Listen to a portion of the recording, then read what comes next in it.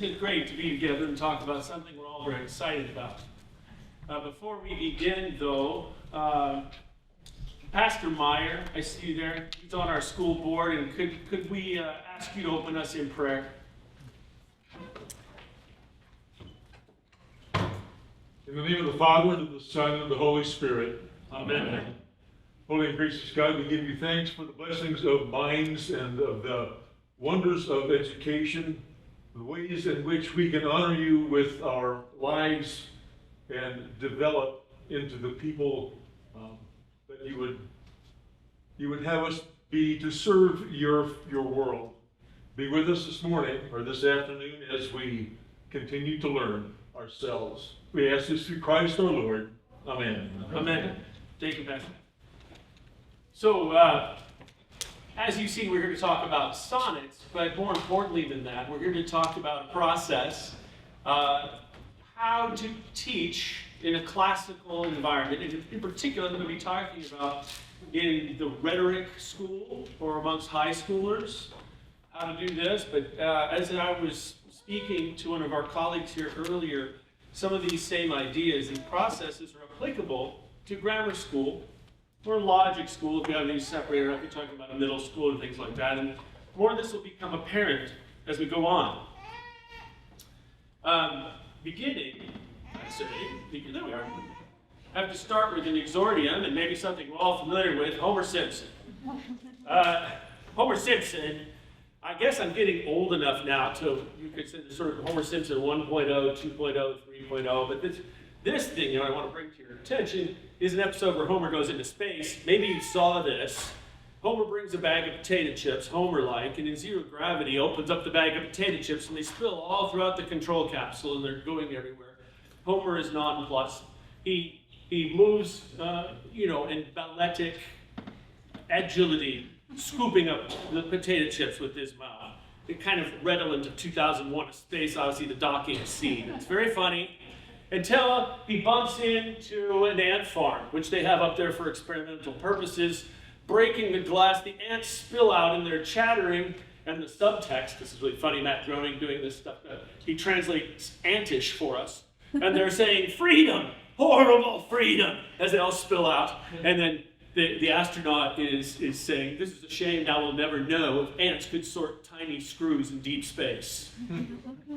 Two things, this is really applicable for us, I know, because sometimes when we have these learning objectives, it's like getting ants to sort tiny screws in deep space. Can your students do this? Can they do this? We were talking about boxes earlier today, but also the anxiety that a teacher faces in preparing a lesson. I'm responsible to lead these kids out, which is what educate means, to lead them out. How am I going to do that, right? And so that's where we experience the horrible freedom. We are like the ants, and we need processes to be sure we're doing things well. And on some level we do, and I'm going to show you how. I'm kind of arguing the other side of, well, just by all means, be pious, be virtuous as a teacher, be a good example to your children and your students. Be the example of a good scholar, because you're in a society of scholars. Show a love for learning. But what do I do to help them become the people they should be? And this is where classicism comes in. It's sort of like, this is not a unicycle, it actually has handlebars. So don't be afraid. Here we go. Yes, we'll start with Goethe. And if you'll indulge me, here's a sonnet. This one is called Natur und Kunst. Natur und Kunst, sie scheinen sich zu fliehen und haben sich, ehe man es denkt, gefunden. Der Wille ist auch wieder verschwunden und beide scheinen gleich nicht anzusehen. Es gilt wohl nur ein redliches Bemühen und wenn wir erst in angemessenen Stunden mit Geist und Fleiß uns an die Kunst gebunden, mag freie Natur im Herzen wieder blühen. So ist mit aller Bildung auch beschaffen der gebenswerten, ungebundenen Geister nach der Vollendung reiner Höhe streben. Wer Großes will, muss sich zusammenraffen. In der Beschränkung zeigt sich erst der Meister und das Gesetz nur kann uns Freiheit geben. Now, what's going on here? Natur und Kunst. For those of you who know some German, we're talking about nature and art. These are actually the two things we're talking about in education, because it will become clear. They shine, you see, sie scheinen sich zu fliehen. They seem to fly apart. Nature and art. How many times have you had a child who just will not take the reins, right? Nature and art seem to be at war in this. Then haben sich man es nicht gefunden. And before we really think about it, they seem to be allies. But when we really think about it, der Widerwille, kind of perversely, they're actually verschwunden. They're flying away from you. You're trying to grab them. Beide scheinen gleich, nicht Angst zu sehen. And they kind of shine toward you tantalizingly. Like, if I could only bring these two things together, this talent and this technique, right? That's what he's talking about. Es gilt wohl nur ein wirkliches Bemühen. It is that, it fully is, that there is a right burdening toward this, how to approach this. And so when we first in our Optimisten Stunde, that's leisure. So in our leisure time, with Geist und Fleiß, fleißig is the adjective which means very industrious. A teacher should be fleißig. Fleißig, sehr fleißig. So, with spirit and industry, we bind ourselves to art, Kunst. Then what happens? Bach frei, nature is freed in Herzen, wie the blue, and it glows in your heart. It appears.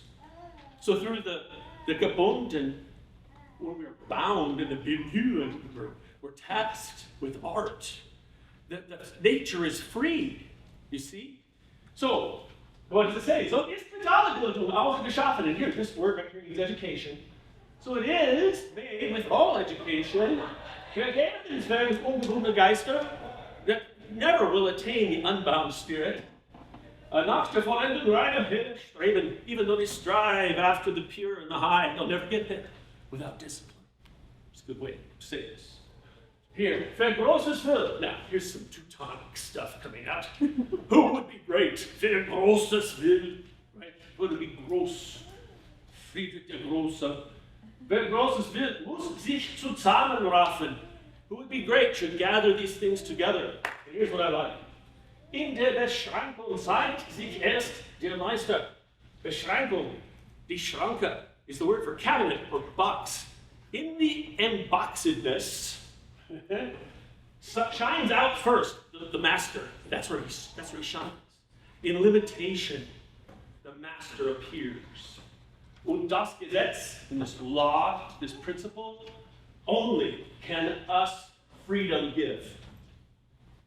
Freedom only gives itself to us in discipline, in limitation. That's the kind of creatures we are, and you can think of this in many ways. Don't ask to sit at the head of the table, wait for the master to call you up. In order to be great at basketball, you have to learn the fundamentals, to dribble, to pass, to do all these other little things. Yes, there are no games that people play that have no rules. So this is a classical concern. We're all about canons. We're all about rules. We're all about limitations. And that is how nature is built in our students. We move along. So, we should remember in Bildungen, in education, nothing counts that doesn't show up in the student. You know, doesn't count. Oh, well, I taught it. Did they learn it? That's why men are called the learned, not the taught. We're dealing in the realm of nature and art, so we can't confuse them. Instruction has to do with art, our methods. And education is perfecting nature. So instruction, I give you the things through the arts. We have the 7 liberal arts. We instruct in order to build up, to lead out. We do this through 3 things, according to Pseudo-Cicero. Imitation, repetition, and theory. Imitation, I know many of you are familiar with. We do this a lot for young kids. Right? That's the first doorway. Just get these things down. Repeat after me. Memorize this. Repetition, then, to get those into memory. So you imitate the finest things, memorize them. Only very late do you talk about theories. Modern education is upside down on this. They talk about theory first. I've often heard non-classical educators say, if you would just explain how all this works to the students, the mystery would be gone, and they would be grateful for it. Well, I know all about playing the piano. Can I? No. Okay. So theory is kind of useless in education, in the actual fight. So your kids don't have to know theories, you just have to do things to them. Funny way to put it. But moving on, you may have seen this. So this is cognitive theory that you'll learn if you're looking for a master's in education or something like this. Bloom's taxonomy. At the bottom, remembering. Next, understanding, applying, analyzing. This is logic. What's wrong with this sentence? How does this go together? Then, evaluating. How could you do it better? Finally, at the top, creating, or what we call synthesis, right? Or another Greek word, poesis. Poems. Putting things together is a high form of synthesis, and that's education. I give you nuts and bolts, you build the Eiffel Tower. That's what it is. You've seen this. This is Dorothy Sayers' model. So we simplify this and talk about this in developmental science, if you will. We understand our young kids as in a grammar phase where they're apt to memorize and accumulate facts. Great, and they are. Logic phase, they want to tell you what's wrong with the world, where you're wrong, most importantly. That's what happens in middle school. And it should be like, oh, good for you, you're very argumentative. You're right where you should be. Rhetoric, here, like in Bloom's taxonomy, you know all these things, you're so smart, but what can you tell me? What can you put together for me? We have to give them some criteria. So, in the arts, now just think about the trivium in another way. Rather than developmental stages, classically speaking, they are arts, not just developmental stages. So they're applied in all phases of life. So there's a little bit of rhetoric even in your grammar school kids. You want them to just say back things to you. You want them to create. So this taxonomy, if you will, this climb up the ladder of nature, perfecting nature is happening all the time, from the least to the grossest. So in grammar, words, terms, tropes and schemes imitated. For example, Shakespeare is nothing but just everywhere you cut it, it's like a Snickers bar with peanuts, tropes and schemes, all the way through Shakespeare. For the age is why students hung on, because it has so many figures of speech, figures of thought. Forms and theories. Aristotle's formal evaluation of narratives in the Poetics. Later on, we'll see things like syllogisms, and here we are. Logic. Now, I advertised at the beginning of this presentation, we'd be talking about material logic, often overlooked. We teach syllogisms, we teach categorical logic, and then we're happy with that, and we stop. Let's see. God is love. Love is blind. Ray Charles is blind, therefore God is blind. Okay. Then people like to throw that in your face when you get done with your deductive process. It's like, hey, this stuff doesn't work. Well, it's because you didn't get the intentions of the words correct. You didn't get the categories of the terms correct. These sort of things. These actually become, because they produce kind of a fuzziness of meaning, kind of an association of meaning. They're very useful for poems and synthesis, this feature of language. We actually highlight that ambiguity. So, here, you should get this book. I put that in there so I wouldn't forget to tell you this. How many in here have read this, The Trivium? Yes. By Sister Mary Joseph. Yeah, fantastic. So let me just tell you to kind of spur you on to reading this. Words have impositions. Terms have intentions. What do we mean by that? So a word has 3 impositions. 0 imposition is the thing a child learns first. How does it sound? How is it spelled later on? It can mean how many accents does it have? Does it have the same consonant on the front and the back? Things like this. Is it multisyllabic? The first imposition is, what does it mean? Quite simply, that's what we often think of. If you show a child a word, what does this mean? You're going to show a picture of an apple? Mela. You're doing that. Third imposition, or second position, 0, 1, and 2, is the grammar of that word. How does it function? And that's your opportunity to consider the parts of speech. So you should be bringing your students along to know that the miracle of that sign is that it has a manifestation, a sound, a look, even the feel. Sometimes a word can feel kind of jagged or smooth, yeah? But this is zero imposition. Second imposition, we're talking about just what does it mean? When I say this, and again, the first imposition, sorry to confuse you. The second imposition, then, and the last in the series, is what part of speech is it? And that's fascinating stuff. And you get into detailed studies of that when you study more of the organon, Aristotle, in rhetoric school. The categories in books like this. Okay, and it becomes another great discussion in the West. Exactly what are the categories of those second impositions and intentions? Terms as opposed to words. So terms are those things, those concepts that come up in your mind when I say something like root beer. Everyone in this room is picturing it a different way, but we're all thinking the same thing. Some, unfortunately, in a styrofoam cup. Some perhaps spilled on the floor of a theater amidst all the popcorn and jujubes and all that stuff. Some in a can, different brands, but we all know what it is. So that is the first intention, which is almost identical to second or first imposition. When we get to the second intention of a word, we're actually examining root beer as a concept. How many notes does it have? This will be useful later, and we're not going to talk about it again. Let this go into your imagination. This is useful when you're associating, inventing banks of words that you intend to plug into a poem.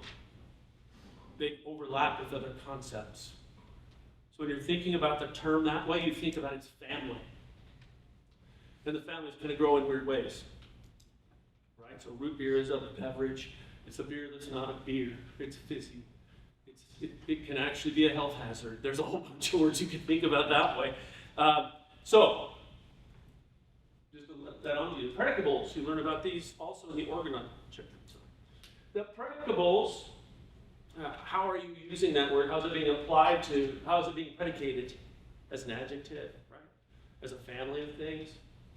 And then the categories, we can study the categories, which is sort of time, position, form, number. There are 10 categories in Aristotle's reckoning of this. I think Immanuel Kant broke it down to 4 later on. And this caused a big thing, believe me. But yeah, you have to read the book. So, the last, we do all this kind of stuff. We're teaching these kids all this stuff, and what for? I mean, you have to play with it on the way up. You have to synthesize it. Now make something, make a phrase with this, knowing this. Relate apples and root beer, using, say, second intention or something like that. Compare the concepts. And so you can move backwards. Rhetoric, these are like sciences that grow arts. So there's things that you can know that are always the same. But has been said by Quintilian that, alas, rhetoric is an art that has no science. Meaning there's nothing you can say for certain about it. What makes a really good speech? Or what makes a great novel? We talk about it all the time, but there's always exceptions to the rule. So what do you do? Let's worry about Quintilian as we're approaching our task. Quintilian now is a very narrow focus. Quintilian, of course, is not a Christian. Quintilian is one of the noble pagans. He worked in the Flavians, in the household right after Julius Caesar and these people, Vespasian and so forth. He's a creature of the 80s. I mean, the 80s, 80 AD. Very famous and apparently wealthy teacher. I'd like to know more about this guy. He says that loquacity, our ability to speak, is what places us above the beasts. And at times, when I'm reading things like this, I say, amen, the Logos. Yes, we partake of the Logos. I know what you're saying, Quintilian, that's probably not what he means. But the ability to speak and speak well. He equates it to the grace in throwing the lance. That's eloquence, that it hits the target.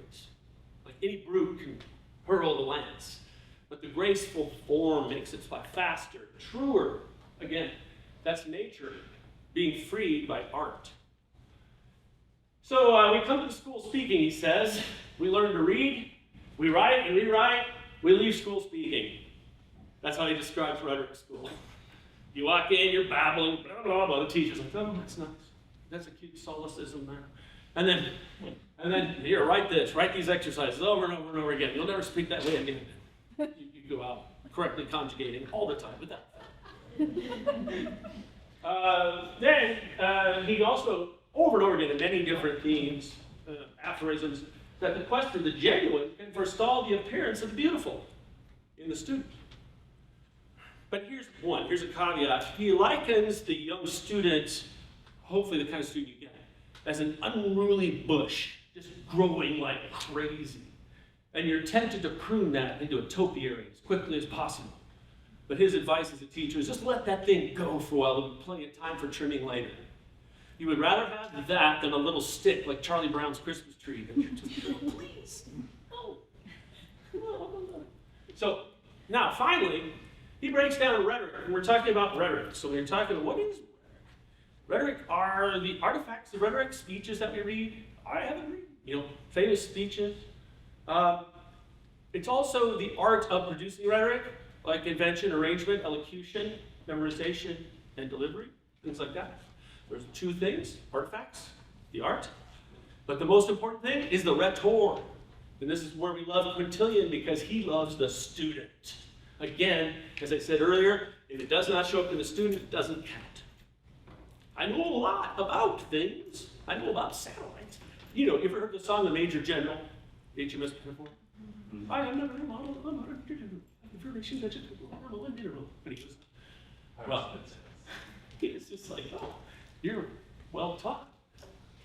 So, what are we teaching them? Because it's a rhetor, we're actually teaching a dance. We're teaching a dancer. Someone who speaks well, speaks truth well, speaks it winsomely, speaks, it throws the lance gracefully, it hits the target. And when he says that dance allegory, all of a sudden, oh, yes. Think of this. Every person, some people are born mute, yes, but they're still speakers. They're just disabled speakers. Every human being has that particularity. They're speakers.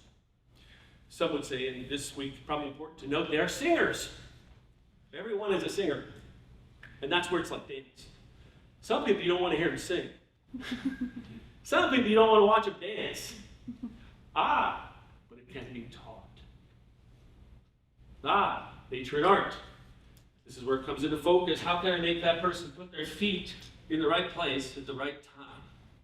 How can that be beautiful? So, the sonnet. Here's a form of dancing. A little background, very brief. There's so much to learn about sonnets. Dante wrote De Vulgari Eloquentia. Or actually, De Vulgari Eloquentia. And so, what we should know about the sonnet is a thing that came in the Renaissance as people delved back into the classics. It's sort of a classic revival.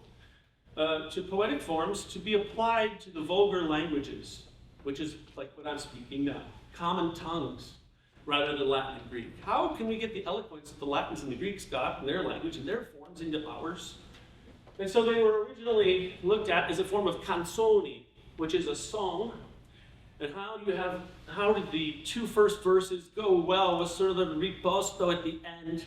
And here's a formula, never fails. And this is how to sing the praises of your lady fair. So there's big collections of those. And they're gorgeous. But you should know that music and speech were closely bound together. And other writers on the art of rhetoric have said that someone who does not study music in the approach to rhetoric, here's a problem. Some people are so formal that when they speak, it sounds like they're singing.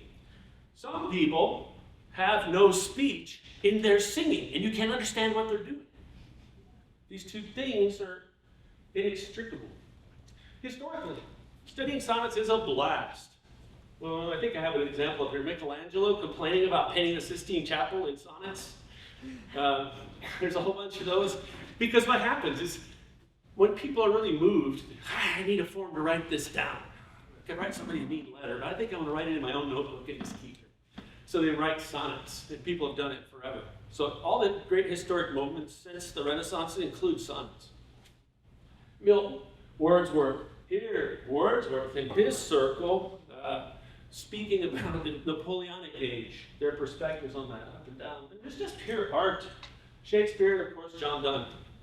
Different uses of intention And imposition, by the way, between Shakespeare and John Donne. C.S. Lewis complains about John Donne, calling him a metaphysical poet with distaste. He's obviously using second intention, thinking about things conceptually constantly. But, fantastic monuments. So, let's get right to the form of the sonnet. As you may know, it is an iambic pentameter, which is supposedly the most normal meter for English. Ba-dum, ba-dum, ba-dum, ba-dum, ba-dum. So this is just what English tends to sound like. Dactylic pentameter, dactylic hexameter, these are things that Latin and Greek fall into. Dum, da, da, dum, da, da, dum. They just fall that way. Now, the further division of the piece is into 3 quatrains, 3 groups of 4, followed by a couplet at the end. The couplet at the end is often, like if you ever watched Columbo, and all of my metaphors from TV are getting very dated. My kids just glaze over when I try to use an example from Gilligan's Island, because there's an episode that fits every part of life. So, when you know, Columbo at the end, there'd be a commercial break, and everybody's, well, if this girl innocent, okay. Walk out the door, there'd be a commercial. Commercial would come back in, and he'd be, oh, one more thing. Your boss said you weren't there last night at 6 o'clock, or something like that, right? And then, oh, there. So the couplet is like that. It kind of comes back, and it's Columbo in the door, saying, by the way, and it just, whoa. So, quatrain, quatrain, quatrain, couplet. And it rhymes in these forms. This is an English sonnet. A, B, A, B, C, D, C, D, E, F, E, F, G, G. Petrarchian, A, B, D, A, B, D, A, C, D, C, C, D, C. Something interesting about this, I'll show you later. But that's just the form. So this is what you're going to spill the efforts, the molten nature of the student into this form. And then they're going to show themselves the master. So you're going to invent a sonnet. How do you start? This is really badly laid out. Sorry. But invention, being one of the canons of rhetoric, it is incumbent upon us to come up with an idea. There's a classical way to come up with ideas. Many. You have many tools. You don't just, the muse doesn't strike.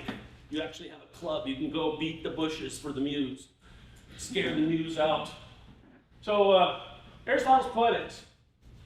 The shape of a narrative. Recognition, reversal, suffering, right? Luke Skywalker, born on a poor moisture farm, is made aware of the greater world outside, and finds out he's part of a dynasty, right? So there's your recognition, reversal, suffering. Now Luke's not just Luke anymore. All stories follow this kind of form. In the simplest way, this is important to us in the construction of sonnets. It's something you would learn in rhetoric school. And learning fables, or just little narrative stories. Tell me your story in 3 sentences. Kids will go on and on. You say, tell me about your favorite movie. 20 minutes later, they're still talking, right? So the skill is, you should learn to do this in 3 sentences. Recognition, reversal, suffering. Or use other words to the same effect. But this is the talent. In later life, they will call this the elevator pitch. And it's how you become Steve Jobs or something. Aristotle's syllogism also has 3 parts. The major premise, the minor premise, and the conclusion. You see a pattern here. Oh, it's Trinitarian. Okay, next. The thesis states this is how things are. You guys have the proofs? And finally you confirm it at the end. Very, very basic. There's more to it. But if you could just, what do I need to do? Okay, you're going to use these tools in thinking about sonnets. You'll do it from raw material. You are having your students, I hope, commonplace, which means they keep a little diary or a journal of all the things they read, interesting quotes and questions, aphorisms, historical events, things like this. They're reading assignments. Often you'll ask them, you read this, now I'll give you a synthesis of it, or I'm sorry, just give me a little version of it in 3 sentences. Wrap this up for me.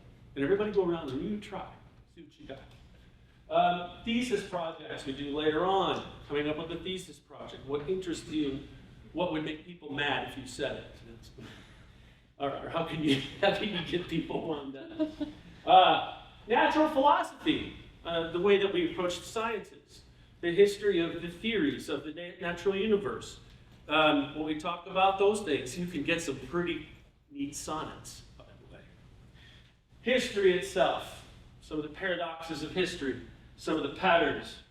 Break them into these three-part pieces. So now we talk about, we've already talked about this. I won't go on too much more about it. What you're doing next, after you get these things down, is you find key words in your subject matter and you build word clouds to associate them in these ways. You just go on inventing, like connecting, right? Sounds like, that's very important in poetry. You get a word. Bicycle, that's what's possible. But you're going to find things that kind of sound like it, right? And you're going to draw these out. You're going to find things that have the same concept. You're going to find things that are, I'll show you another way as well. Okay, so talking about the steps of assembling the sonnet, we have all this raw material. Here, arrange the narration. We were talking about this. Construct a syllogism like cogito ergo sum. And a narration. The fox and the sour grapes. Just pick one out of your head. Yeah, which is also a fable. Build of it. A paradox. Famous fleeting. Achilles was fleet. Achilles is famous. A paraphrase. Extrapolate something. In other words, if you keep going like this, it's going to go there. Write that story. Go. God created nature. God created change. Man changes nature. Build a word cloud. We'll talk about this. Use the 5 common topics, intention and imposition. Identify the strongest of your candidates and choose those. Now you have this vessel, the shape of a sonnet, to start plugging these in. Assemble it into the form. Strong end rhymes. Take your candidates. I like where this goes. These are going to anchor some of my structure. Simple sentences. You start out. Don't worry about making the metric the first time and the iambic pentameter. But then as you get them to start moving stuff around, so you get that right. And it takes kids a long time to suss out these rhythms in speech. Yeah. So they'll grow in that. But by the way, it gives you a great rubric because you can say, strong connection to these words, we rhyme here, the meter falls out here. Did you notice that? Things like that. So it's a game you can win. Simple sentences toward metric. It's all right, great. Let's move on. Yeah. Here's something else we can do with invention. Have you seen the 5 common topics? Yes. Now, Cicero, I think, had 16, and they boiled down into this 5. Comparison, how is this like or unlike? Very simply. Definition. Formal definition is the genus and species of something. And you can play with those.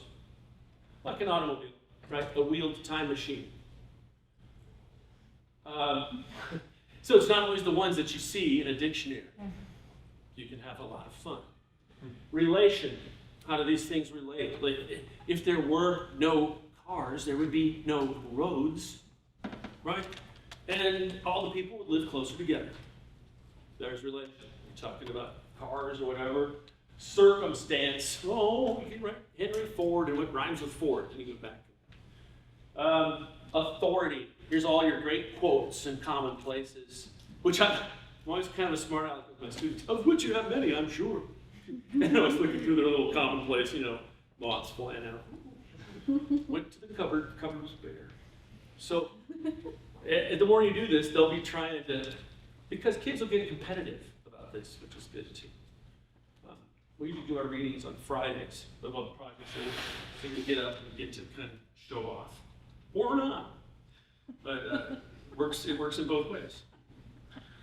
So, okay, here's one, a paradox of fame. So, real quickly, this is one I wrote, because I forget. All the time when we're studying Homer, I always stop and I say, isn't it weird that the muse said that Achilles had 2 choices, right?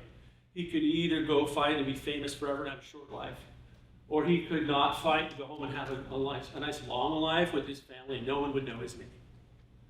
So then we were reading Boethius, who said that fame, right, is very ephemeral and it misleads you because as the people die who held your fame goes away. It doesn't last. Fame is very tragic. That's weird. That's a paradox. Because everybody knows Achilles. So, when I think of Lenin lying in his tomb, a plastic model, even more ascetic, the crowds that pass there are a mere cosmetic. That what words, though, come from glassy temple womb? Dead Homer, too, must occupy a shelf, enwrapped in letters, once a throat that sang, the rhapsode canned, an extract of what rang. At times blind bards return that are himself. Achilles' feet still finally run to war. His fate is ponderous, a mockery of fleet. He never left the beach, yet somehow traveled far. An empty war car, vacant, perilous seat. Famous fleeting, the pious one remarks, famous patient, cleansing bones from works.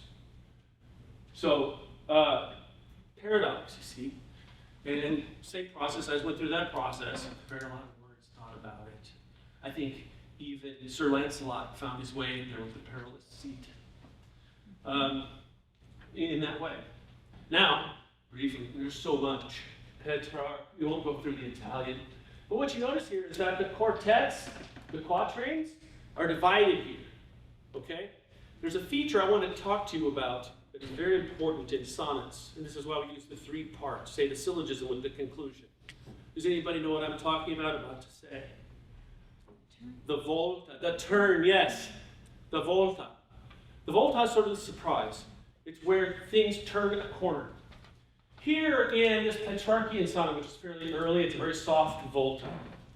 The volta occurs here in this vicinity.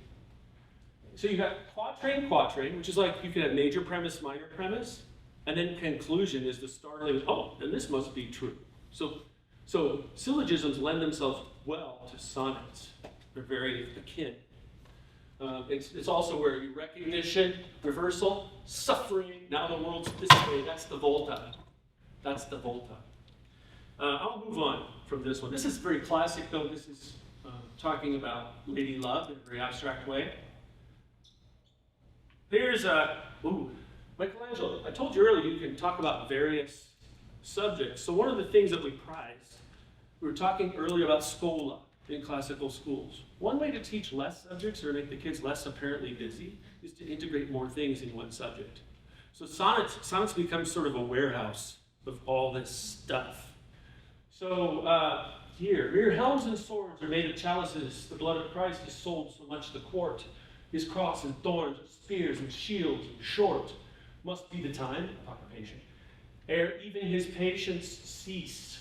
Nay, let him come no more to raise the fees of this foul sacrilege beyond report, for Rome still flays and sells him at the court, where paths are closed to virtue's fair increase. Volta, now were fit time for me to scrape a treasure, seeing that work and gain are gone, while he who wears the robe is my Medusa still. God welcomes poverty perchance with pleasure. But of that better life, what hope have we, when the blessed banner leads to naught but ill? This is Michelangelo lamenting on sort of being imprisoned by Pope Leo, after Julius II. And he's the Pope is his Medusa. He's turned into stone. He can't leave. Well, if I could just get my pay, right? I'm not getting that either. It would be nice to live the blessed vow of poverty. I'm not giving that option. I'm held in stasis. There it is. Who knew that Michelangelo was a fan of the Reformation? But he is. He was. John Donne, you know this one, Batter My Heart. Here we're talking about grace, justification versus sanctity. And John Donne's life, if you want to study it, is written in poetry for you. And his struggles are right there. And many of them in sonnets. These are called the Holy Sonnets. This is number 14. Some of his work from his earlier life is very bawdy.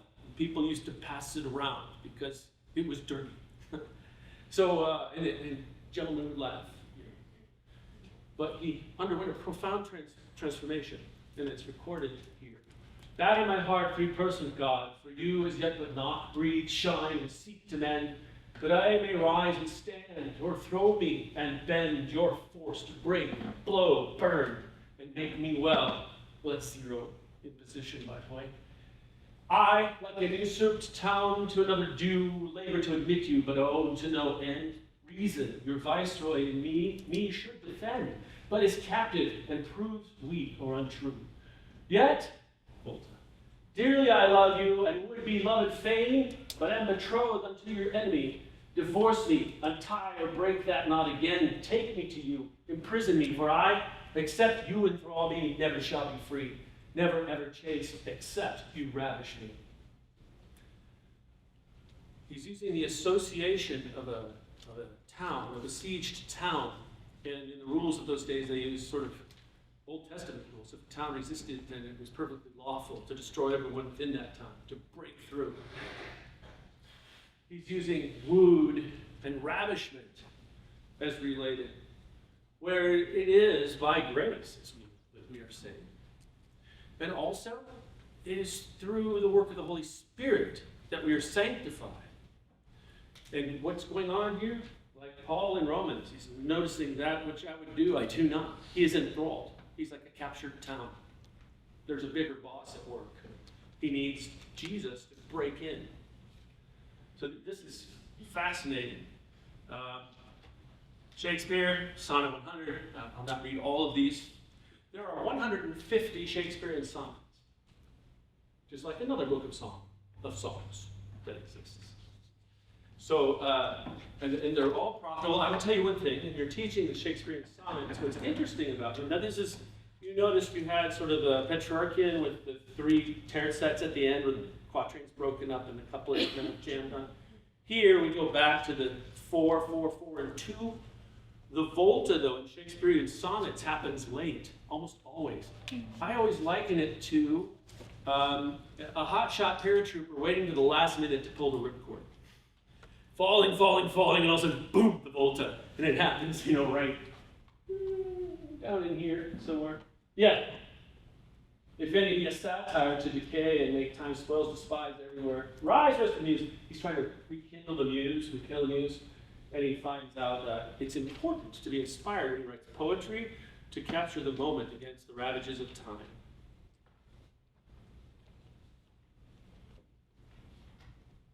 Here's student work. I wanted to get to this. Okay, so here's upon reading Boethius and thinking about the difference between fate, chance, bad luck, and providence. But here, so this is by Sarah Lovett. She wouldn't mind me saying so. It's like the water flowing from the waves that crashes down the sand with no echoes. Within its cool relief from heat, it gave sweet life to those who in its current flows. The surface draws us in with friendly charm. Its ripples harmless to our mortal life. Its melodies sink out just like a song. Its beauty so serene distracts our minds. But yon the safety of the coral reef, the unjust waters bring some to demise. Misguided sailors shall be brought to grief. The ocean, as misfortune, evil hides. The ebb and flow of fortune will not cease, just like the misbehavior of the seas. I like that. I think it makes good use of ambiguity. Evil, we find, has many, that word, the concept, has many associations. The evil that men do, the evil that happens in our lives, misbehavior of the seas. Of course, that's us looking at, isn't that funny? Sort of like, oh, you naughty ocean. And we're reminded, providence that's a big story. It's a big story. Here's Dante's Rose. We were reading Paradiso. And I do these little assignments. I'll say, okay, I want you to write a sonnet about this book, this canzone in Dante or whatever. Here, though, the student wrote their own form. And my students started doing this. It became a thing. So I'm going to invent my own poetic form. Okay. Mr. Snyder, I think the form would be more expressive what I'm trying to say if I did this. How dare you? She does these triplets, right? Of iambic pentameter. Top of the heights of paradise we see as we ascended with Beatrice and he who wrote the beauty's force which he extolled. Then she does couplets which are in tetrameter. So what it does, it makes a chorus that comments on what it makes two layers. A true beauty which shines like light, reflects in eyes made fair and bright. That's pretty neat. It does sound like a Greek chorus, doesn't it? Isn't it? Yeah. And then, this highest good, more valuable than gold, this love that turns and moves the universe, is found purely in he who was foretold. I love this form now because look what's in the middle of the rose. She wanted to place, it's like a jeweler's setting. In him, we're like a dazzling rose, so fair it can't be drawn by prose. And actually, that's kind of what Dante said in the Paradiso. Yeah. Yes. And from his face shines forth beauty profound, little awkward. This light is nowhere else, nor is bound, only with holiness is beauty found. So here's the thing for you, teachers. When you ask for work like this, you get to go home and read it. And I always like to thank my students when they write something nice. You know what I'm saying. There can be some long weekends going through those copy books. Here's another one. So this is a historical project. We were reading Antony and Cleopatra, this young man. I asked him, we were doing progymnasma, which is sort of another type of a project, and one of the forms in progymnasma is a speech and character. Speeches and character can be divided into various things, like dramatic lyrics, soliloquies, dramatic soliloquies. This is a dramatic soliloquy. It's a person thinking about another person and talking to himself, like you do sometimes. German word, Treppenwitz. Oh, if I'd only said this to that guy before I walked out, right? Now I think it's perfect retort. Well, so I just asked for that. What did this kid do? He wrote the assignment in Spencerian blank verse and handed it in. I suspended it. No. Look at that. So I was so pleased. Look at you with all your synthesis here. Upon the thief and rebel I waged war. His parents marked his name as Antony. His armies are encamped at Actium. He tried to oust his equal triumvirs to gain the favor of a harlot queen. At age 19, of my initiative, I raised an army at my own expense. We ousted traitors, Brutus, Cassius. This army helped to gain his very fame. To Antony, I utmost help did give. He was as powerful in Rome as I, Antony, and Lepidus in Rome were the three greatest men upon the earth. We shared the office equals, just like friends, but then in rebellion led him and fled. He will oppose me at Greek Actium. His forces are to meet by sea, not land. He is a fool to use his ships in battle because he feasts at night with naught but wine. The wreckage of his fleet will be the end. Though Antony call on and praise the gods, one cannot win when one prepares like he. Before the war, his company is drunk, so they can barely hold or throw a spear. The victory is mine. I cannot fail. So, here. Okay, so here you see what can happen when the kids, now, we didn't do this all by just talking about theories all the time. They did a lot of repetition in the various arts working up to this, and then you aggregate it in projects like this. They don't have to be as complex as sonnets. But we choose sonnets because it has long been a form for young students to demonstrate their elocution. And they're a great form for diary keeping too. I have a bunch, I won't burden them with you.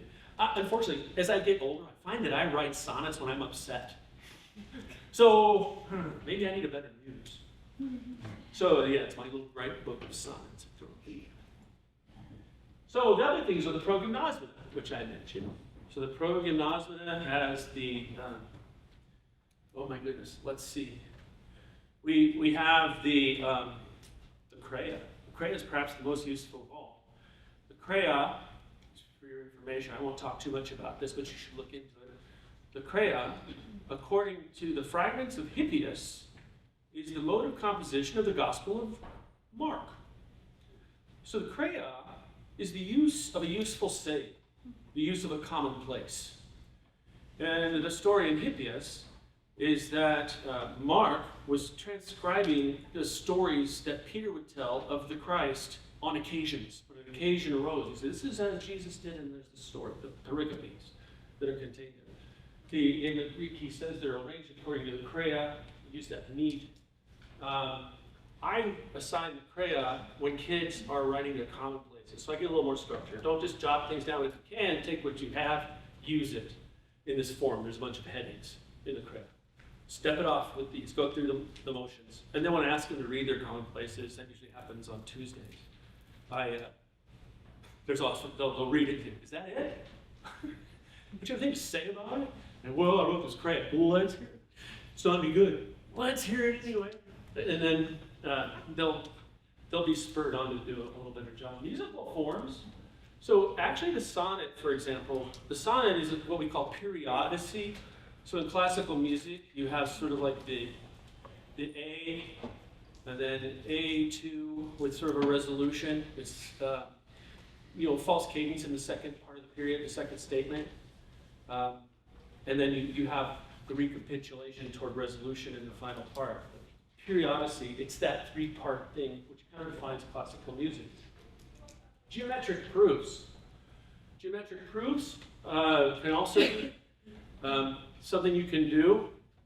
You can have somebody write a defense of what they were saying in a geometric proof, meaning it has to be sort of a chain syllogism. So they have to pay attention to all their concepts. Say this leads to this, which leads to this, this leads to this. Various other poetic traditions. So there's not just sonnets, of course. And in Sister Miriam Joseph's book, she has some others there delineated, which are very helpful. A great desk reference, again, folks. Great book. She's done a lot. I would also commend her book on Shakespeare's Rhetoric. Wow. If you ever want to learn more about tropes than you wanted to know, it turns out that in the Elizabethan age, people didn't care about logic at all. It was all about how many tropes you could display. So all that dazzling courtly speech they do, it's, there's an occupation. There's a, you've put an appendage on the front of that word. Oh, that's wonderful. What do we call that? And they're cataloged in quintillion, if you want to go back. Bother yourself with that. I think it's worth it. But it's another order of work. Synthesis. Yeah. So anytime you can synthesize, when you think about those diagrams, like what are you looking for out of your students? You've given them information, we study information, we read. I want you, we used to call it stand and deliver. I want you to assemble these things and make them walk around the classroom for me. Put that together.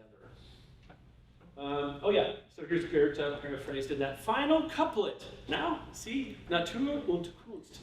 Let me just say, as I kind of come to the end of discussing this, and we'll talk about questions. What Goethe was facing in his day, people, would you call Goethe a romantic? Anybody? In German literature, he's beschränken mit the anderen Romantics. He's stuffed in there in the category of romantics. Goethe hated that. I'm not romantic. And as a matter of fact, one day, Ludwig van Beethoven came to his house to play some things for him. And Goethe, not really a musician, was so impressed that he started to weep. And Ludwig was angry and stormed out of the place saying, "You of all people, I would not have expected this from you." Beethoven didn't like to be called romantic either. And it's because they had very strict methodology. They were applied, they were working hard with art to liberate nature. That's the way they saw it. And what he's complaining about is guys like Schlegel and Tieck and Heinrich Heine and all these other German romantic poets who all died from syphilis or went insane. And he said, I'm not one of those. And we see that spirit in Natur und Kunst. He's making sort of a manifesto there. And so he becomes sort of a model for us in pursuing formation when we're talking about students. It's not just all how you feel, or we got plenty of that these days, don't we? Look into your inmost self and just let it free. No. Put it in a little box so it can really shine. So this is why another noble pagan, Goethe, but a classicist. So the ignition of his art came from learning Greek and reading the classics. So you can see the effect, by the way, that these things can have. So in limitation, we encounter the master, and it is ambiguous in the original. What is it? Einzeichnet der Meister. It first shines, is another way to say that. The master could be, we could take that to be the master of time and space. We encounter him in art, in this order. In this law alone we are freed. Yeah, and Jesus did not come to abolish the law, but to fulfill it. So these things, when I read a nicely written sonnet with ample ambiguity and good connection in all the intentions and the positions of the language, wonderful things are allowed to come forth. Okay, well, enough about that. If you have any questions, suggestions, condemnations, warnings, sir? Would you mind clarifying Volta for me just a second? Yeah. In your 3 format, intro, body, conclusion, major, minor, conclusion, does Yeah. the Volta have a set position? Yes and no. Okay. As I remarked earlier, because people expect it in the third quatrain, often you'll see the word now or but. Oh, but? Yes, so Thy eternal here Son. it comes. So the volta is Italiano for turn. So there's a turn. And there would be, in music, when they set this, there'd be the periodicity of music, you'd be moving toward the conclusion right there too. It would change the tonal center. So, does that make clear? The turn. Which is why with syllogisms, you can see how that just snaps right in there. I mean, I wrote a big one on the cogito one time, had a lot of fun with that. My turn, my volta on that one was cogito ergo sum. Oh yeah, that Plato does seem to still be around because we hear him all the time. And I think I'm going to live forever too. I had kind of a playful volta at the end. For other reasons, obviously. But yeah, so the volta is part of the fun. And that's how narrative structure snaps in and all the other things you do. So you can ask it. I do this a lot. Thesis project comes up. I'll ask the student to write a sonnet for me first about it. And then they can kind of get their sed contras out of their system and work them in there. Any other? Thank you. Your German reading was outstanding. It deserved a standing ovation. Feel it done. I had a prior career as an opera singer. Worked in Germany a bit. And so by providence, my first voice teacher, he was a lieder singer. He used to sing on Israeli national radio. And all he did was Schubert, Schumann, Brahms. So poor kid, I had never had any Latin or anything. And all I wanted to do was sing because I admired Pavarotti. And this guy got a hold of me and started teaching me German lieder. So I had to memorize all this German poetry and get into that. But thank God. I mean, you never know how you're going to be blessed in your education. There was a man forcing me to do something, you know, and so yeah, there's a lot of great stuff in the German. And my colleague back here, Pastor Kogel, is working auf Deutsch. Yeah. I'd love to read you some Italian. I got to sing along with Italian. Dante is beautiful with the terza rima. He made up his own form, right? A Trinitarian form, interlocking thirds. 33 songs in a work composed of 3 books. And Hell is the only one that is not regular. And it has 34 books. Meaning, if you think about it, Hell's not really always a subtraction, it's adding something. My will. Right? Why is this thing not rolling? Now it's elliptical. You had to jump in with your opinion, right? You would be like the Most High. So when we were in Florence, I worked at a school where we take a trip to Rome every year, and I hope we can do that. And look me up. I know a company that's looking to do that with Lutheran schools. Get together a trip to go to Germany and then to finish it off in Rome, to go to Wittenberg and move on. Well, we went to Florence at Dante's house. And we walked inside, and there was a chart on the wall. A chart of Purgatorio. In Purgatorio, the length of each canzone is situated so that it makes a gradation and climbs a mountain. If you chart them all out, the length of the... So when you're talking about that would be 0 in position. Just how long is it, right? Because like, well, that doesn't matter. Like when somebody says, I want your assignment to be 3,000 words long, what does that have to do with what it means? And Yeah, it's arbitrary in a way until it's not. In a poem, George Herbert, in sort of his forms, that's an example of zero imposition. And he's using it in a variety of ways. It's easier just to think of it as, how does this word manifest? How does it come to my senses? So there is that component. Thinking of Lewis Carroll, right? Those ridiculous sounds he puts together. Yeah. Yes, sir. Your three-tiered comments about the syllogism being paralleled with recognition, reversal, suffering also shows up in homiletics. What gold malady means is for sure connected to that. Oh, I don't know if you've read anything about that. I haven't. But it can be related. Well, that's fascinating. I think that the church made more use of quintillion back in the day, probably.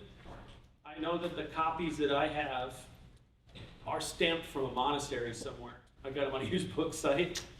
And people are always selling out these old books. I got the old Loeb editions of the quintillion, which, man, I read, if you have some time, Quintilian is a great teaching man. He's a very practical teacher. And a warning, in the ancient world, he was a rhetorician. There are only two kinds. We have sort of three kinds now, grammar, logic, in the classical. There were only grammarians and rhetoricians. And they would fight. The rhetoricians say, you're holding on to that grammar student too long. You should be in my rhetoric school by now. Right? Or, what are you doing down there, you grammarian? You're teaching rhetoric. That's my job. I'm a rhetorician. So they would fight about that stuff. You can read about it. But yeah, the world was a little bit grammatici, rhetorici. Anything else? That's time.